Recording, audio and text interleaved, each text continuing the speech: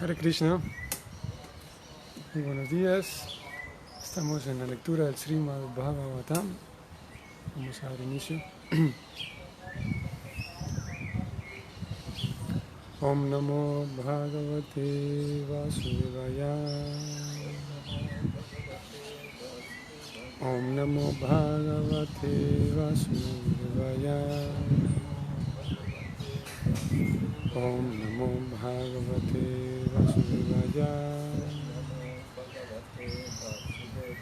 Narayanam Namaskritya Naram Chaiva Narottamam Devim Saraswati Vyasa Tato Yayam Mudirayet. Srimvatam Svakata Krishna Punya Saravana Kirtana Hridiyantasto Hyavadrani Vidunoti Sukrit Satam Nasta Prayeshva Bhadreshu Nityam Bhagavata Sevaya Bhagavati Utama Shloke Bhakti Bhagavati Naistiki Krishna Svadamupagate Dharmayana Divisa Kalau Nasta Drisham Mesha Puranarko Noditaha Srimvatam Saradaya Nityas Grinatas Chasvachestitam Kalena Nati Dirgena Bhagavam Vishate Hridi.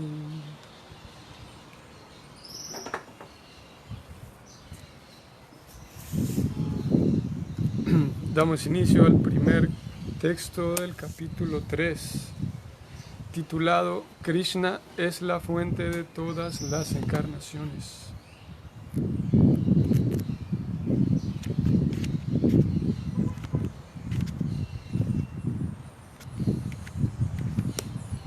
El texto dice así: Sutta Uvacha Gagrihe Purusham Rupam Bhagavan Mahadativi Sambhutam Sodashakalam Adauloka Shishriksaya. Sutta Uvacha Gagrihe Purusham Rupam Adauloka Shishriksaya. Traducción y significado, ambos dados por Srila Prabhupada. En la forma universal Purusha, y manifestó todos los ingredientes para la creación material. Y así pues, en el comienzo ocurrió la creación de los 16 principios de la acción material. Esto tenía por objeto crear el universo material. Lo leo nuevamente. Sutta dijo: al principio de la creación, el Señor se expandió primero en la forma universal Purusha y manifestó todos los ingredientes para la creación material. Así pues, en el comienzo ocurrió la creación de los 16 principios de la acción material. Eso tenía por objeto crear el universo material. Significado: en el Bhagavad Gita, o el Bhagavad Gita, declara que la personalidad de Dios, Sri Krishna, mantiene estos universos materiales mediante la extensión de sus expansiones plenarias. De modo que esta forma Purusha es la confirmación del mismo principio. La personalidad de Dios original, Vasudeva, o el Señor Krishna, quien es famoso como el hijo del rey Vasudeva o del rey Nanda, él está colmado de todas las opulencias, todas las potencias, toda la fama, toda la belleza, todo el conocimiento y toda la renunciación. Parte de sus opulencias se manifiestan como el Brahman impersonal y parte de sus opulencias se manifiestan como Paramatma. Este aspecto Purusha de la misma personalidad de Dios, Sri Krishna, es la manifestación Paramatma original del Señor. Existen 3 aspectos Purusha en la creación material, y esta forma, a quien se conoce como Karana Udaka Sayi Vishnu, es la primera de las 3 Purushas. Las otras son conocidas como Garbho Dakasayi Vishnu y Shiro Dakasayi Vishnu, que habremos de conocer uno tras otro. Los innumerables universos se generan de los poros de Karana Udaka Sayi Vishnu, y en cada uno de ellos el Señor entra como Garbho Dakasayi Vishnu. En el Bhagavad Gita también se menciona que el mundo material es creado en ciertos intervalos de tiempo y luego es destruido de nuevo. Esa creación y destrucción se realiza por la voluntad suprema, debido a las almas condicionadas o a los seres vivientes Nityavada. Los Nityavada, o las almas eternamente condicionadas, tienen el sentido de la individualidad o ahankara, que les dicta a disfrutar de los sentidos, cosa que no tienen por constitución. El Señor es el único disfrutador, y todos los demás son disfrutados. Los seres vivientes son disfrutadores predominados, pero las almas eternamente condicionadas, olvidando esa posición constitucional, ambicionan mucho disfrutar. En el mundo material se les da a las almas condicionadas la oportunidad de disfrutar de la materia, y a la vez se les da la oportunidad de entender su verdadera posición constitucional. Aquellas entidades vivientes afortunadas que después de muchos y muchísimos nacimientos en el mundo material captan la verdad y se entregan a los pies del loto de Vasudeva, se unen a las almas eternamente liberadas, permitiéndoseles así entrar en el reino de Dios. Después de esto, esas afortunadas entidades vivientes no tienen que venir de nuevo a la esporádica creación material. Pero aquellos que no pueden captar la verdad constitucional se funden de nuevo en el Mahat Tattva en el momento de la aniquilación de la creación material. Cuando la creación se monta de nuevo, ese Mahat Tattva vuelve a dejarse en libertad. El Mahat Tattva contiene todos los ingredientes de las manifestaciones materiales, incluyendo a las almas condicionadas. Dicho Mahat Tattva se divide primero en 16 partes, o sea, los 5 elementos materiales burdos y los 11 instrumentos funcionales o sentidos, y es como una nube en el cielo claro. En el cielo espiritual, la refulgencia Brahman se difunde por todas partes y todo el sistema deslumbra con luz espiritual. El Mahat Tattva se forma en algún rincón del vasto e ilimitado cielo material. Esa parte del cielo espiritual, perdón, voy a retroceder. El Mahat Tattva se forma en algún rincón del vasto e ilimitado cielo espiritual, y la parte que así queda cubierta por el Mahat Tattva se denomina cielo material. Esa parte del cielo espiritual, denominada Mahat Tattva, es únicamente una insignificante porción de todo el cielo espiritual. Y dentro de ese Mahat Tattva hay infinidad de universos. todos esos universos los produce colectivamente Karano Daka Sayi Vishnu, llamado también Mahavishnu, quien simplemente lanza su mirada para fecundar el cielo material. Fin del significado.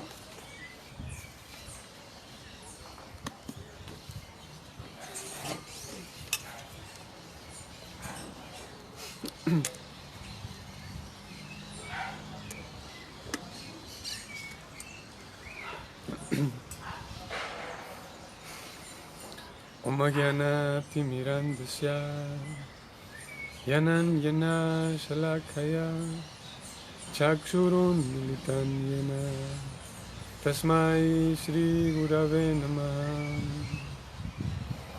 Shri Chaitanya Manovistam Stapitan Yena Bhutale Swayam Rupa Kadamahyam Vedanti Swapadantikam He Krishna Karuna Sindho Dinavando Jagatpate Gopesha Gopika Kanta Radha Kanta Namostute Tapta Kanchana Gaurangi Radhe Vrindavanesvari Vrishavanu Sute Devi Pranamami Hari Priye Vanchakalpa Tarubhyascha Kripa Sindhubhya Evacha Patitanam Pavanevyo Vaishnavevyo Namo Namah Namo Om Vishnu Padaya Krishna Prestaya Bhutale Srimate Bhaktivedanta Swami Niti Namine Namaste Sarasvati Deve Gauravani Pracharine Nirvishesha Sunyavadi Paschatya Dishatarine Jaya Shri Krishna Chaitanya Prabhu Nityananda Shri Advaita Gadadhara Shri Vasadi Gaura Bhaktavrinda Hare Krishna Krishna Krishna Hare Hare Hare Rama Rama Rama Hare Hare.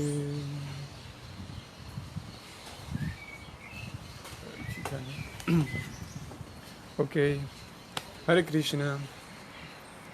Muy buenos días, saludos a todos los Vaishnavas en casa y a todos nuestros amigos, nuestros saludos desde aquí. Muy buenos días.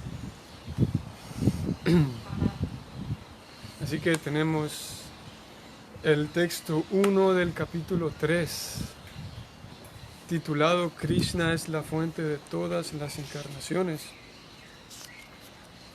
Y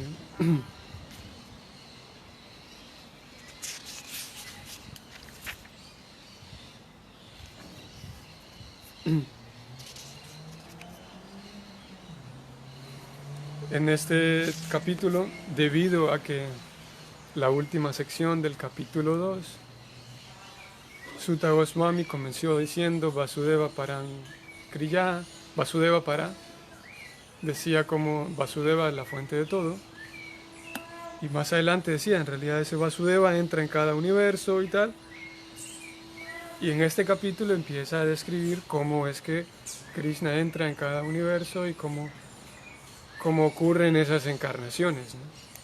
Y las describe, algunas de ellas, describe los nombres y las características de algunas de las encarnaciones Vishnu, como, no sé si recuerdan que por ahí en un verso Sutta Goswami decía que esas encarnaciones Vishnu o de Vishnu se expanden muchas personalidades. Unas de ellas son almas ordinarias como nosotros y otras de ellas son encarnaciones Vishnu iguales a él. Y aquellas personas que adoran a estas encarnaciones de Vishnu sitúan en la bondad por adorarlo a él, a Vishnu, y pueden regresar al mundo espiritual. Entonces, debido a que, y surge la pregunta, ¿cómo reconocer a esa encarnación de Vishnu? ¿Qué encarnaciones en toda la lista de grandes personalidades figuran unos que son encarnaciones del Señor Vishnu y figuran otros que son simplemente almas, como nosotros, ¿no? Y es así como encontramos la lista de Vishnu en este caso, o Shiva, o Brahman, o el Señor Buda, o Ganesh, o a quién podemos mencionar, Ramachandra, Kapila se va a mencionar aquí.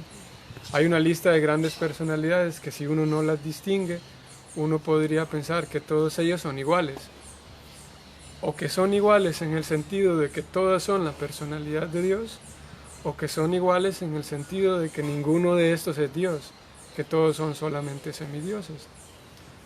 Entonces, por esa razón, Sutta Goswami comienza describiendo cuáles son las encarnaciones de Krishna que son autorizadas como personalidad de Dios, ¿no?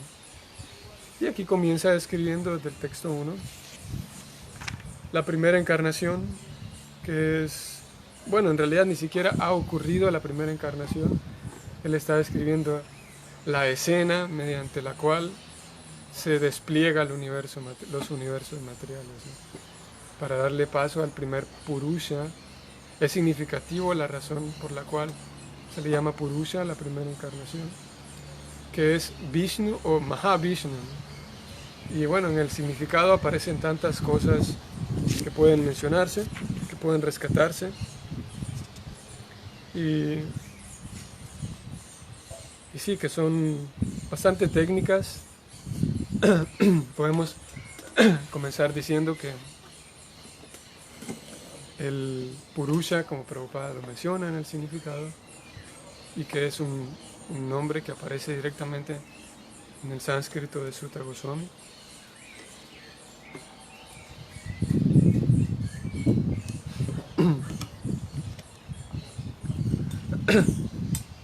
Perdón.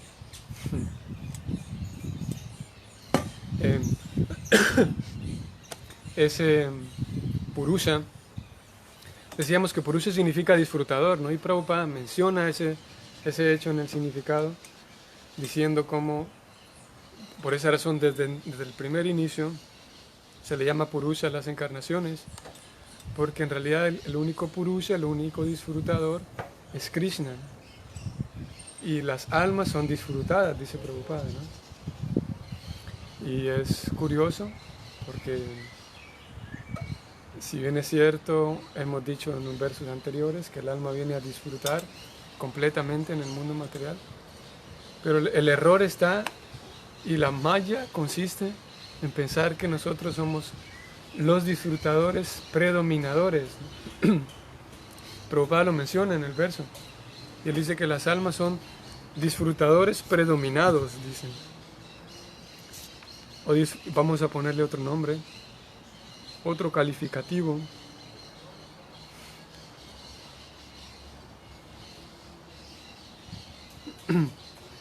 Las almas son disfrutadores pasivos, podemos decir.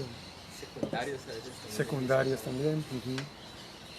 Disfrutadores secundarios, disfrutadores pasivos y disfrutadores predominados, que es la misma situación de un hijo en relación con los padres, ¿no? Que en realidad la capacidad de disfrute de los hijos depende de la situación del padre o de la madre, ¿no? O de los padres, ¿no? Porque en la medida en la que los padres tienen una...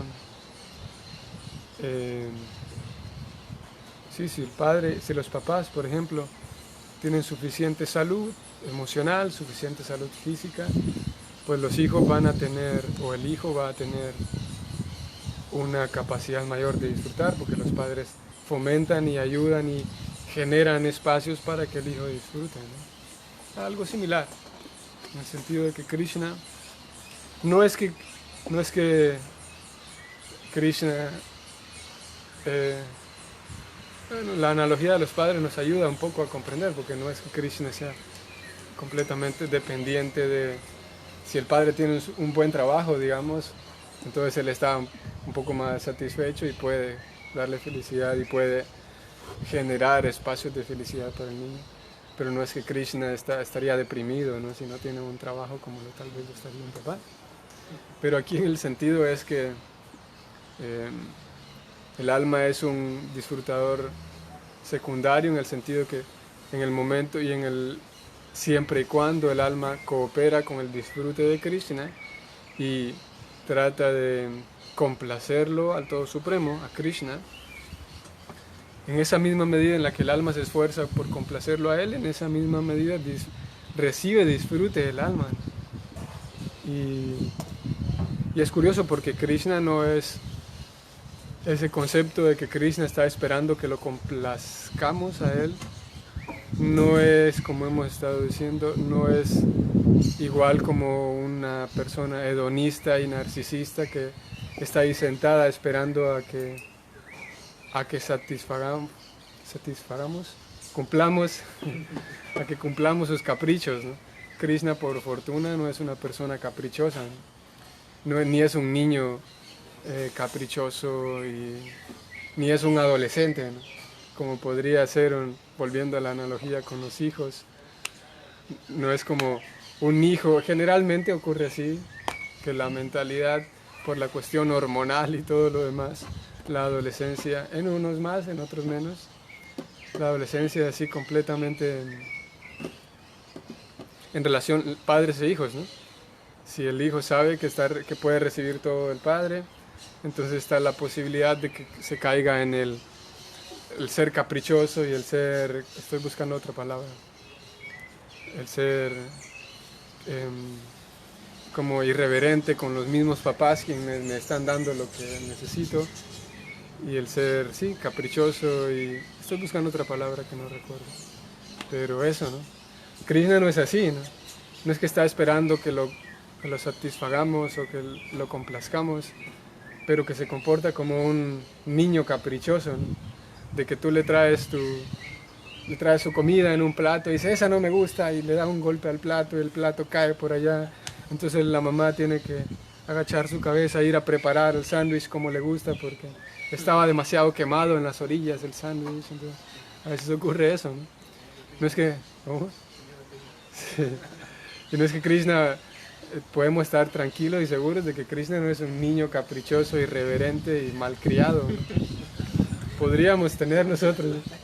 ¿Cómo? No nos queda esa duda, ¿no? Leyéndolo, por esa razón necesitamos escuchar de quién es Krishna y cómo se comporta. Nos damos cuenta de que Krishna aparece en una escena comiéndose las cáscaras de los bananos de Vidura, ¿no? Porque cuando Krishna dice también, ríndete a mí, ¿no? Entrégate a mí. Una de las razones por las cuales nosotros todavía no podemos como rendirnos y entregarnos, porque en el fondo está la idea de que es que si me entrego a Krishna, Krishna me va a pedir cosas que yo no voy a poderle cumplir, ¿no? Como cuando... que no quiero hacer más bien. No, pero ahí vamos. Krishna, de vuelta, él es... ¿Cómo se llama esta cualidad de Krishna? Bueno, es Mahabhara Nyaya, ¿no? Es la fuente de toda compasión, ¿no? Y Krishna es personal también. Krishna, pues es Krishna. Y conoce la situación de cada persona, incluso conoce la situación mejor de la que yo mismo pueda conocer mi situación, ¿no? Entonces Krishna no va a pedir cosas que yo no sea capaz de cumplir, ¿no? Habrá cosas que yo de momento no las quiero llevar a cabo, ¿no? Y habrá cosas, en eso consiste el Vaidhi Sadhana Bhakti, ¿no? Aunque algunas, yo entiendo que hay ciertas normas, ciertos requisitos que de entrada me parecen difíciles, pero que las voy aceptando porque sé que son beneficiosos para mí, ¿no? Sin embargo, Krishna no es eso, no es una persona que va a exigir de mí más de lo que yo puedo dar, o no solamente más de lo que yo puedo dar, sino va a exigir de mí cosas que no son naturales para mí, ¿no? Por esa razón, ¿por qué razón Krishna le aconseja a Arjuna que es peligroso seguir el sendero de otro, ¿no? Porque, y ese verso él lo repite. Es un fenómeno que ocurre nada más 2 veces en el Gita. Hay 2 versos que se repiten, uno en el capítulo 3 y más adelante en el capítulo 18 con las mismas palabras. Y otro es el verso del capítulo 9, Man maná baba mal bhakto, piensa en mí siempre, vuélvete mi devoto. Y ese verso lo reiteran. Son dos versos que son igualitos. Pero el primero de estos versos, Krishna dice, es mejor seguir el sendero de otro porque es peligroso seguir el sendero de otro. Es mejor seguir el sendero de uno, ¿no? Y es mejor encontrar la destrucción en el sendero de uno que seguir el sendero de otro en la perfección. Y ese verso en el capítulo 3 lo vuelve a decir casi idéntico en el capítulo 18. Entonces, si Krishna me está recomendando que hay actividades que para mí son peligrosas seguirlas porque son las actividades de otro, Krishna no me va a exigir a mí que me comporte como otros se comportarían. Krishna me va a ir llevando en el sendero, siempre exigiéndome o pidiéndome cosas que son naturales para mí y que son de alguna manera fáciles y naturales, por un lado, solo que naturalmente como un entrenador tal vez en el gimnasio me va a ir dando cada vez más peso para ejercitar más mis músculos. Pero Krishna no va a exigir de mí cosas que no son naturales para mí, porque incluso él mismo se lo está recomendando a Arjuna, ¿no? Entonces cuando está el tema de entregarnos a Krishna, uno de los miedos es ese, de que qué tal, ¿por qué está este miedo? Porque muchas veces nos ha ocurrido una y otra vez en la vida y en muchas vidas, de que hemos encontrado personas a quienes les demostramos nuestra amabilidad, nuestro compañerismo y terminamos siendo explotados, ¿no? Tal vez en esta vida tengamos poca experiencia de eso o mucha, de acuerdo a la edad, de acuerdo al karma, de acuerdo al país en donde uno vive, hay muchos factores. Pero lo cierto es que hemos sido engañados y explotados durante infinidad de vidas, ¿no? Tanto tiempo, ¿no? Entonces cuando Krishna dice solamente ríndete a mí, entrégate a mí, podría parecer que Krishna es otra persona que si yo le entrego si yo le demuestro como se dice, no sé si en todos lados se diga, de que yo le di la mano y me agarró hasta el codo, yo le di un poquito de confianza y abrí un poquito la puerta y entró hasta mi habitación. Entonces Krishna no ocurre así con Krishna, ¿no? Puede ser que sí ocurra con otras personas, pero no con Krishna, ¿no? Él va a ir exigiéndonos más de nosotros, pero siempre en aquella dirección en donde nosotros podemos esforzarnos. No va a exigir cosas de mí que son innaturales a mí, ¿no? Y todo esto lo decíamos porque Él es el Purusha. En la medida en la que yo voy complaciéndolo a Krishna, Krishna se siente complacido y en la medida en la que yo olvido complacer a Krishna, voy a sentirme vacío, ¿no? Y ahí donde entra el concepto de Hrishikesh, ¿no? Hrishikena, Hrishikesham. De que si yo con mis sentidos, con mi capacidad de hablar, hablo cosas. Por eso decíamos que Krishna no es un niño que él quiere la atención todo el tiempo para sí, sino que este verso de Hrishikena, Hrishikesham dice que si yo con mi capacidad de hablar voy y hablo contigo, pero ese habla, esa vibración que yo estoy generando está relacionada con Krishna y está relacionada con aumentar mi conciencia espiritual y aumentar tu conciencia espiritual, entonces estoy sirviendo a Hrishikesh. No necesariamente que yo me ponga enfrente de Hrishikesh y le hable a Krishna, ¿no? Esto sería conocido en las escrituras como un Prakrita Bhakta, ¿no? Un Prakrita Bhakta concibe que bueno, como mi lengua está para servir a Krishna, me voy a sentar en el templo todos los días a hablarle a Krishna y hablar como mi lengua es para servir a Krishna. Entonces voy a ir a hablarle a la deidad y a cantarle a la deidad todo el día, ¿no? O mi capacidad de mis manos, mi capacidad de trabajar, y mi cuerpo como tal, mi mente también. No quiere decir que todo el día tenga que estar cocinándole para Krishna y en la deidad, pues, y haciendo algo así como directo para Krishna. Porque Krishna no es eso, no es como un hedonista que toda la atención la quiere para sí, sino más bien mi capacidad de trabajar. Yo, como soy una persona social, estamos aquí en sociedad, mi capacidad de trabajar y mi capacidad intelectual la utilizo para fomentar la conciencia espiritual de otros, fomentar mi propia conciencia espiritual, y en ese sentido también estoy conectando mi capacidad de trabajar con Rishikesh, ¿no? No necesariamente tiene que ser frente a la deidad o frente a Krishna todo el tiempo, ¿no? Tal vez también encontramos situaciones que sentimos que es difícil para hacer, pero es salir de mi zona de confort y hacer algo nuevo para complacer a Krishna, dice Madre Radha Govinda. Sí, exactamente así, Madre. Porque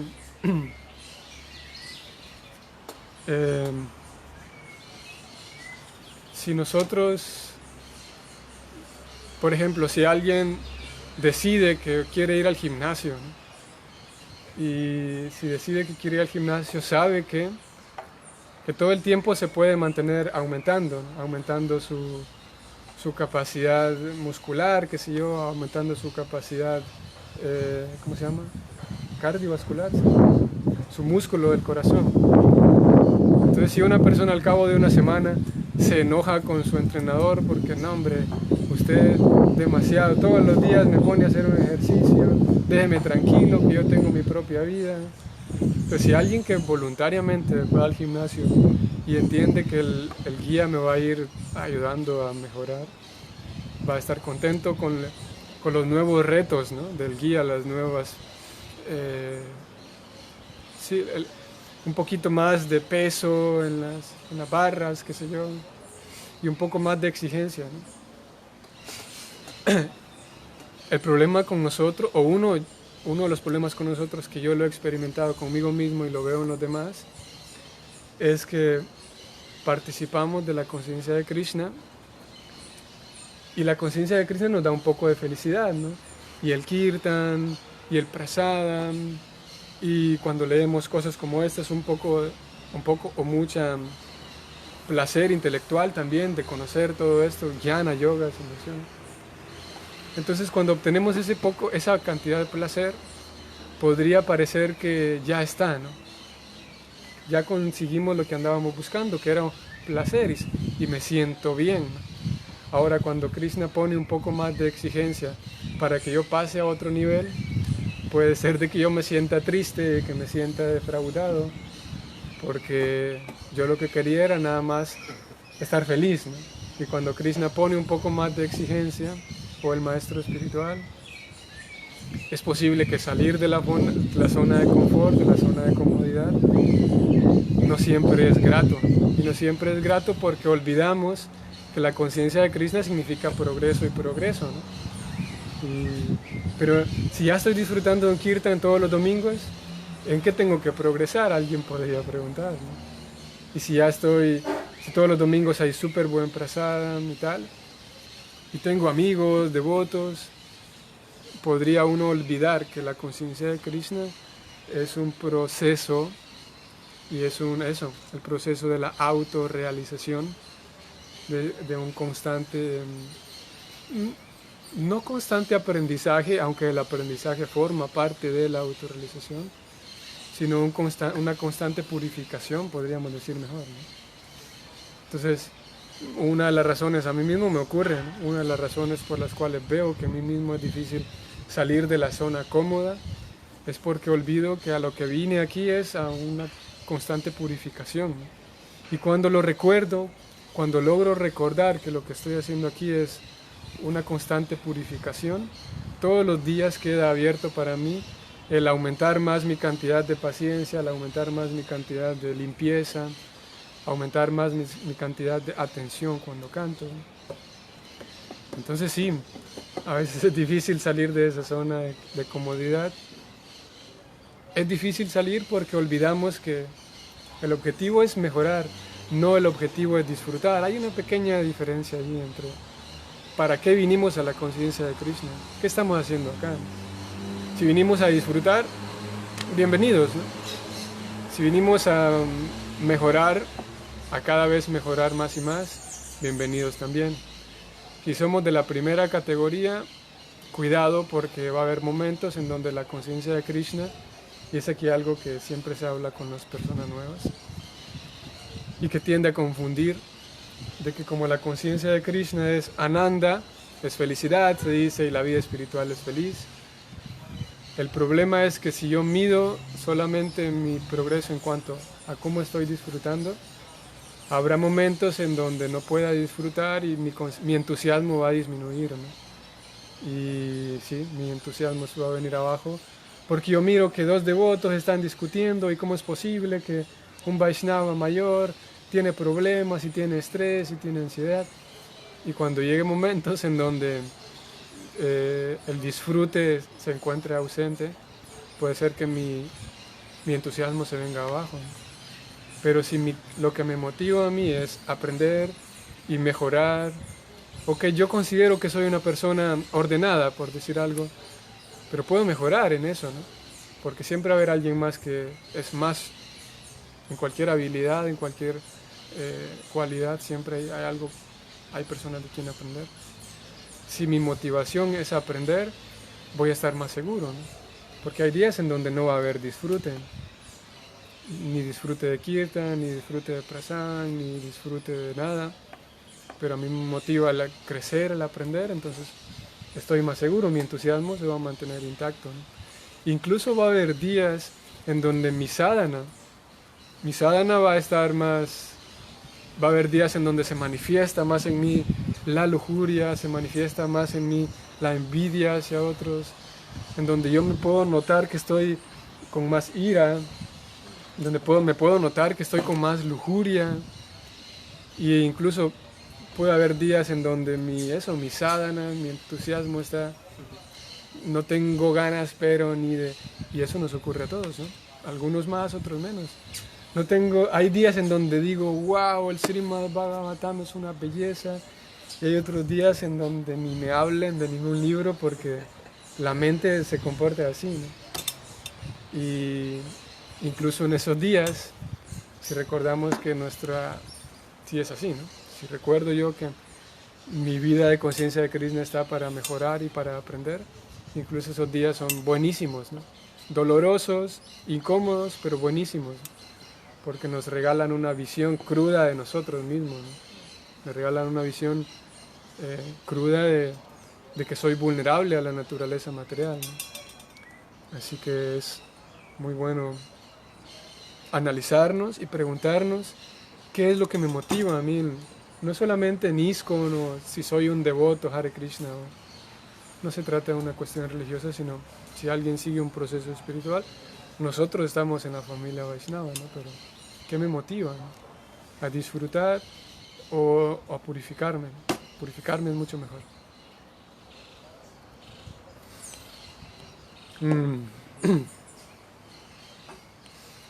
Ok. Como dije, hay varias cosas que Prabhupada menciona en el significado. Quedan un par de minutos, a menos que haya una pregunta más, yo voy a leerla. Pero en esos minutos que quedan, pudiéramos mencionar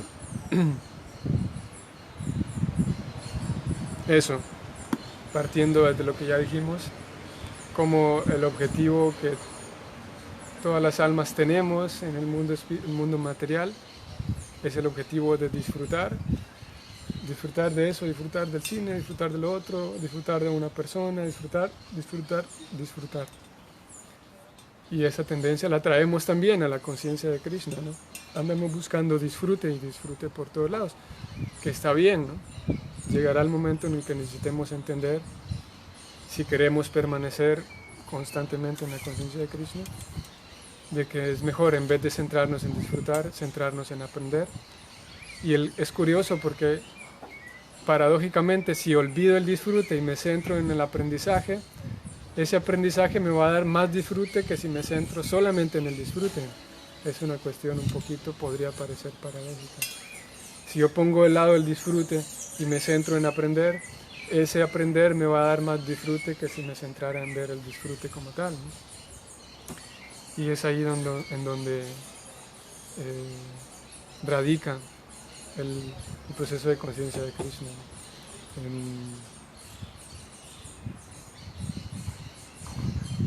Podemos en ese momento, o partiendo desde allí, estar más protegidos contra, también es como una pandemia, no pandemia, aunque casi, esa epidemia del dogmatismo. No estoy tratando de hablar del dogmatismo, porque así como una epidemia puede echar a perder nuestra salud, asimismo el dogmatismo puede echar a perder nuestra conciencia espiritual, ¿no? nuestro progreso espiritual, ¿no? Y en la medida en la que vamos monitoreando, así como se recomienda que llegues de la casa y laves tus manos y tal, plan, para que estés protegido, similarmente cada tanto necesitamos monitorear si nuestras actividades, qué me motiva a mí a estar dentro de la conciencia de Krishna, para protegernos contra el dogmatismo, ¿no? Y ese dogmatismo fuera de nuestra vida nos irá llevando a una comprensión cada vez mayor de las cosas, ¿no? Aquí se menciona otro hecho de cómo el universo material se crea y los universos para eventualmente retraerse y se aniquilan. Luego se crea y se aniquila y es un proceso ilimitado, sin fin y eterno. Y nada más como un dato, que todo esto lo vamos a ir hablando estos días porque se habla acerca de Sarga, la creación primaria en estos textos. Esa creación material se destruye y para dar el dato, para compartirlo, no quiere decir que el planeta Tierra, como hay tanto plástico en el planeta y los polos se están derritiendo, así que eso quiere decir que pronto el planeta Tierra va a dejar de existir, ¿no? Responde la literatura védica que para que termine Kali Yuga existe... ¿Cuántos años faltan, Barsana, te recuerdas? 132.000. Faltan 432.000 años solamente para que termine este periodo, de los cuales iniciamos hace 5.000 años de la era de Kali, ¿no? Así que la Tierra, por mucho comunismo, capitalismo, o plástico, o Monsanto, o Donald Trump que haya, o más como ellos, no se va a destruir el planeta, aunque pareciera que sí. Ese fin del mundo, fin del planeta, según las escrituras védicas, no es tan así, ¿no? No es tan... Faltan 432.000 años para que termine la era de Kali, y se describe que todo esto creo que lo vamos a ir hablando otros días, porque la era de Kali, cuando llega al final de la era de Kali, comienza naturalmente otra era de Satya, para crear otro ciclo más, y esa aniquilación, como se mencionó en el verso, la aniquilación del mundo material, de todo el conjunto de universos, lleva tanto tiempo que son números bastante grandes, una cuenta un poco grande, y falta mucho tiempo, ¿no? Falta mucho tiempo para que ocurra esa aniquilación, y en su momento quienes hayan, como decía Prabhupada parafrasea un verso del Bhagavad Gita, el 7.19, y Prabhupada dice, en esa existencia quienes, si llega el momento de, como el año escolar, si llega el momento de que termine el año escolar, y los que estaban en último año ya para graduarse, si comprendieron todo y pasaron el examen, pues el próximo año ya no repiten, salieron de la universidad y van a la vida libre, a la vida para ser libres por fin, universitarios. Y similarmente, ¿no? Cuando acaba todo el mundo material, termina la escena, toda la gran escena del mundo material, quienes están listos y comprendieron y captaron, Prabhupada utiliza esa palabra, captaron el punto de que Vasudeva lo es todo y por lo tanto se entregaron a él, entonces salen del mundo material y vuelven a casa. Aquellos quienes no han entendido todavía esto, entonces se retraen todos los universos en el cuerpo de Mahavishnu, y junto con esos universos entran también allí las almas, quienes no entendieron todavía el punto, para en su momento desplegarse nuevamente las sustancias materiales, para dar vida nuevamente al universo y entrar a jugar, a cumplir tantos roles, las almas condicionadas, ¿no? No hay que idealizar las cosas, pues por el estar condicionados, por idealizar, porque al estar condicionados, pues idealizar es buscar la perfección en algo que no es perfecto, y nos vamos a desilusionar y decepcionar cuando cometemos errores. Sí, el concepto y la idea de idealizar, claro, no es saludable. En algunos, no sé por qué razón se menciona esto, Andrea, pero sí, el idealizar es peligroso en la mayoría de los casos. Así que eso, Y se hablaba de Mahavishnu como Mahavishnu está el completo cielo espiritual y en algún lugar del cielo espiritual aparece una nubecita y eso es el mundo material, ¿no? Así que no es que el mundo espiritual está allá lejos de nosotros, sino que todos los universos materiales crecen como una burbujita dentro del mundo espiritual, en realidad en una esquinita, dice Prabhupada, del mundo espiritual surge esta nube, el cual es el condensado de universos materiales, y en su momento desaparecen. Y todos esos tecnicismos, yo voy a parar hasta aquí para no mencionarlos, y todos estos tecnicismos van a irse mencionando en estos versos que vienen, ¿no?